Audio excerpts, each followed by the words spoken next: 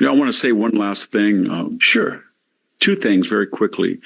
I was thinking the other day, I got a letter from Tom Sowell, and he was talking about the need for conservative authors to have websites and stuff. Very interesting. Yeah. I got to reply to him. But of all the people I met at the Hoover Institution and at Stanford University, and I met a lot of smart people, there was nobody who had the combination of common sense and intellectual depth that he did, of all of them.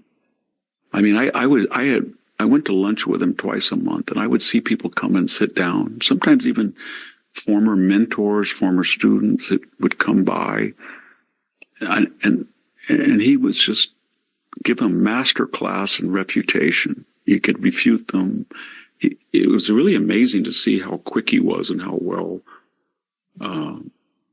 reasoned he was, how smart. He came up with all sorts of just plain truth, and he had that ability to cut through all of this. He was very widely read, and you haven't seen him in a while, right? I only ask because I've gotten a few questions. I haven't seen him personally, but I correspond with him a lot. Okay. I think he's 94 now. Yeah. But the point I'm making is that I don't know if he had to be, given the abuse. I know he had natural talent and brains, but it was something. I asked him that once, and every once in a while he would send me a book. Like, give you one example. There was a classic book called The Influences of I think it was called Geographic Environment. And it was by a brilliant woman named Simple, written, I think, in the 40s. But the point was she was trying to explain Greece and Rome and the medieval world in terms of their position to the Mediterranean versus the Atlantic, or mountain versus fertility, land. Mm-hmm. It was really ahead of its time. It was kind of like Brodel, but ahead of him. And I knew it really well only because that was a book I used extensively when I wrote The Other Greeks.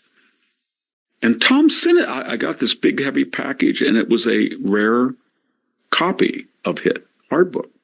And it just said, Victor, you must, I know you've known this book, but you should have it on your shelf. And he's done that with about 4 or 5 books. My point is, there's some great books that we don't read anymore that were classics in the 40s or 50s. Right. And he knows them all.